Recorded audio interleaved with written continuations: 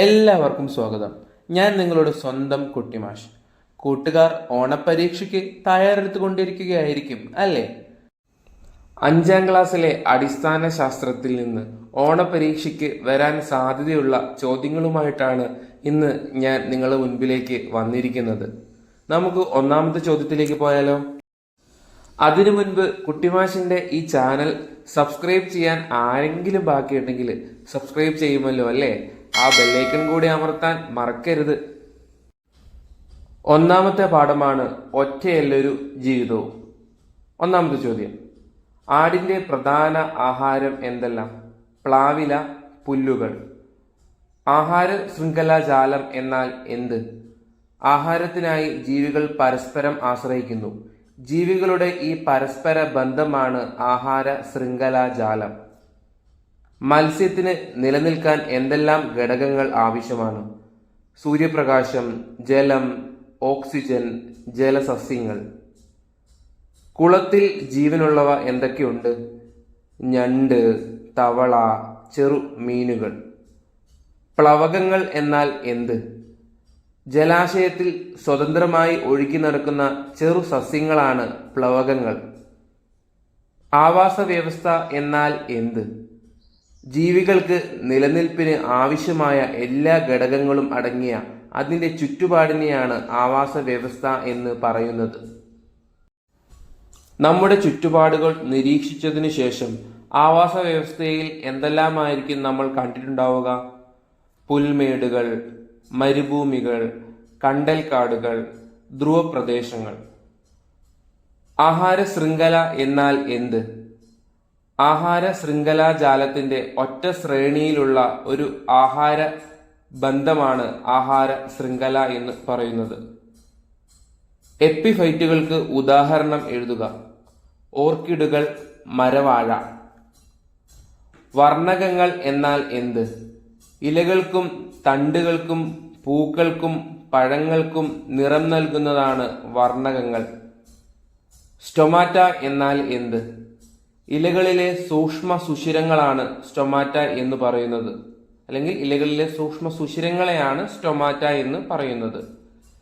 ആവാസ വ്യവസ്ഥയിൽ നിന്ന് കടുവകൾ ഇല്ലാതായാൽ എന്ത് സംഭവിക്കും?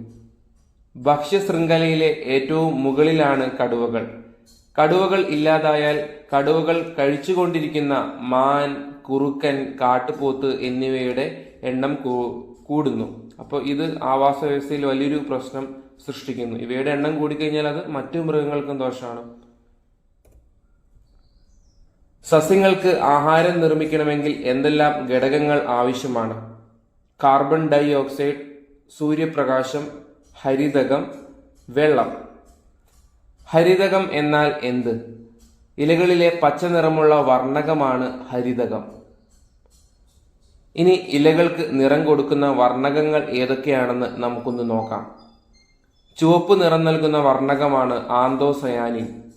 ഓറഞ്ച് നിറം ഇലകൾക്ക് നൽകുന്നത് കരോട്ടിൻ. പച്ച നിറം നൽകുന്നത് ക്ലോറോഫിൽ.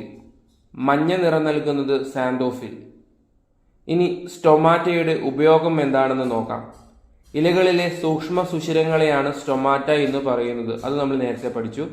ഈ സുഷിരങ്ങളിലൂടെയാണ് വായു അല്ലെങ്കിൽ കാർബൺ ഡൈ ഓക്സൈഡ് സസ്യങ്ങളിലേക്ക് കടക്കുന്നതും ഓക്സിജൻ പുറന്തള്ളുന്നതും. എന്താണ് പ്രകാശ സംശ്ലേഷണം? കാർബൺ ഡൈ ഓക്സൈഡ്, ജലം എന്നിവ ഉപയോഗിച്ചുകൊണ്ട് സൂര്യപ്രകാശത്തിന്റെ സഹായത്തോടു കൂടി സസ്യങ്ങൾ ആഹാരം നിർമ്മിക്കുന്നതിനെയാണ് പ്രകാശ സംശ്ലേഷണം എന്ന് പറയുന്നത്. എന്താണ് എപ്പിഫൈറ്റുകൾ? വാസസ്ഥലത്തിന് മാത്രം മറ്റു സസ്യങ്ങളെ ആശ്രയിക്കുന്ന സസ്യവിഭാഗങ്ങളാണ് എപ്പിഫൈറ്റുകൾ. നമ്മൾ നേരത്തെ ഇതിന്റെ ഉദാഹരണം പഠിച്ചു, ഓർക്കിഡുകളും മരവാഴകളും. ഇനി അടിസ്ഥാന ശാസ്ത്രത്തിലെ രണ്ടാമത്തെ പാഠമാണ് നമ്മൾ നോക്കാൻ വേണ്ടി പോകുന്നത്. രണ്ടാമത്തെ പാഠമാണ് വ്യാധികൾ പടരാതിരിക്കാൻ. ഒന്നാമത്തെ ചോദ്യത്തിലേക്ക് പോയാലോ? പകരുന്ന രോഗങ്ങളും പകരാത്ത രോഗങ്ങളുമാണ് നമ്മൾ പഠിക്കാൻ വേണ്ടി പോകുന്നത്. ഇത് പരീക്ഷയ്ക്ക് എന്തായാലും ചോദിക്കാൻ സാധ്യതയുള്ള ഒരു ചോദ്യമാണ്. ചിലപ്പോൾ പട്ടികപ്പെടുത്തി അങ്ങോട്ടും ഇങ്ങോട്ടൊക്കെ ഓർഡറൊക്കെ തെറ്റിച്ചൊക്കെ ചോദിക്കാൻ സാധ്യതയുണ്ട്. അപ്പോൾ പകരുന്ന രോഗങ്ങൾ: ഡെങ്കിപ്പനി, വൈറൽ പനി, COVID-19, മലേറിയ, മഞ്ഞപ്പിത്തം, കോളറ, എയ്ഡ്സ്, ചിക്കൻ ബോക്സ്. ഇനി പകരാത്ത രോഗങ്ങൾ നോക്കിയാലോ. ക്യാൻസർ, പ്രമേഹം, വയറുവേദന, ഹൃദയാഘാതം, ആസ്മ. മൂന്നാമത്തെ ചോദ്യം, പകർച്ചവ്യാധികൾ എന്നാൽ എന്ത്? ഒരാളിൽ നിന്നും മറ്റൊരാളിലേക്ക് പകരുന്ന രോഗങ്ങളാണ് സാംക്രമിക രോഗങ്ങൾ അല്ലെങ്കിൽ പകർച്ചവ്യാധികൾ എന്ന് അറിയപ്പെടുന്നത്. എന്താണ് മഹാമാരികൾ? പകരുന്ന രോഗങ്ങൾ മറ്റ് രാജ്യങ്ങളിലേക്കോ ഭൂഖണ്ഡങ്ങളിലേക്കോ വ്യാപിക്കുകയും ധാരാളം ആളുകളെ ബാധിക്കുകയും ചെയ്യുന്നതിനെയാണ് മഹാമാരികൾ എന്ന് പറയുന്നത്. ഉദാഹരണം വസൂരി, ക്ഷയം, പ്ലേഗ്, COVID-19. പകർച്ചവ്യാധികൾക്ക് കാരണം എന്തായിരിക്കും? ബാക്ടീരിയ, വൈറസ്, ഫംഗസ് തുടങ്ങിയ സൂക്ഷ്മാണുക്കൾ മൂലമാണ് പകർച്ചവ്യാധികൾ ഉണ്ടാകുന്നത്. ഉപയോഗപ്രദമായ ബാക്ടീരിയകൾ ഏതൊക്കെ? നമ്മൾ ബാക്ടീരിയകൾ അസുഖങ്ങൾ ഉണ്ടാക്കുന്ന കാര്യങ്ങളൊക്കെ പഠിച്ചിട്ടുണ്ടല്ലേ. എന്നാൽ നമുക്ക് ചില ബാക്ടീരിയകൾ ഭയങ്കര യൂസ്ഫുൾ ആണ്. അവ എന്തിനൊക്കെയാണ് യൂസ്ഫുൾ ആകുന്നതെന്ന് നമുക്കൊന്ന് നോക്കാം. ദോശമാവ് ചില ബാക്ടീരിയകളാൽ പുളിപ്പിക്കുന്നു. ബ്രെഡ് നിർമ്മിക്കുന്നതിന് സഹായിക്കുന്നത് ബാക്ടീരിയയാണ്. ഭക്ഷണം ദഹിപ്പിക്കുന്നതിന് സഹായിക്കുന്നതും ഒരു ബാക്ടീരിയയാണ്. പാല് തൈരാക്കുന്നതും ബാക്ടീരിയയാണ്. രോഗങ്ങൾ എങ്ങനെയാണ് പടരുന്നത്? വായു, വെള്ളം, ഈച്ച, കൊതുക്, പക്ഷികൾ എന്നിവയിലൂടെയും ചില മൃഗങ്ങളിലൂടെയും രോഗങ്ങൾ പടരുന്നു. രോഗങ്ങൾ പടരാതിരിക്കാൻ എന്തൊക്കെ ചെയ്യണം? ശുചിത്വം പാലിക്കുക, മാസ്ക് ധരിക്കുക, സാമൂഹിക അകലം പാലിക്കുക, രോഗികളുമായുള്ള സമ്പർക്കം ഒഴിവാക്കുക. രോഗാണുവാഹകർ എന്നാൽ എന്ത്? രോഗവാഹകരായ സൂക്ഷ്മാണുക്കളെ നമ്മുടെ ശരീരത്തിലേക്ക് കൊണ്ടുവരുന്ന ജീവികളാണ് രോഗാണുവാഹകർ. ഉദാഹരണം ഈച്ച, കൊതുക്, വവ്വാൽ. കൊതുക് കടി ഏൽക്കാതിരിക്കാൻ ഉള്ള മുൻകരുതലുകൾ എന്തൊക്കെയാണ്? വൈകുന്നേരം വാതിലുകളും ജനലുകളും അടച്ചിടുക, കൊതുകുവല ഉപയോഗിക്കുക, നീളൻ കൈയുള്ള ഷർട്ടും നീളൻ പാൻറ്റും ഇടുക. രോഗങ്ങൾ പകരാതിരിക്കാൻ ആവശ്യമുള്ള കാര്യങ്ങൾ അല്ലെങ്കിൽ മുൻകരുതലുകൾ എന്തൊക്കെയാണ്? പഴങ്ങളും പച്ചക്കറികളും കഴുകി ഉപയോഗിക്കുക, ഭക്ഷണ സാധനങ്ങൾ അടച്ചു സൂക്ഷിക്കുക, മാസ്ക് ഉപയോഗിക്കുക, രോഗിയുമായുള്ള സമ്പർക്കം ഒഴിവാക്കുക, ചെരുപ്പ് ഉപയോഗിക്കുക. പക്ഷികളിലൂടെ പകരുന്ന രോഗങ്ങൾ എന്തൊക്കെയാണ്? പക്ഷിപ്പനി, സാൽമോണല്ല. മൃഗങ്ങളിലൂടെ പകരുന്ന രോഗങ്ങൾ എന്തൊക്കെയാണ്? ആന്ത്രാക്സ്, കുളമ്പ് രോഗം. സസ്യങ്ങളിലൂടെ പകരുന്ന രോഗങ്ങൾ എന്തൊക്കെയാണ്? Virus, fungus. 16ാമത്തെ ചോദ്യം, എന്താണ് സ്വാഭാവിക പ്രതിരോധ ശേഷി?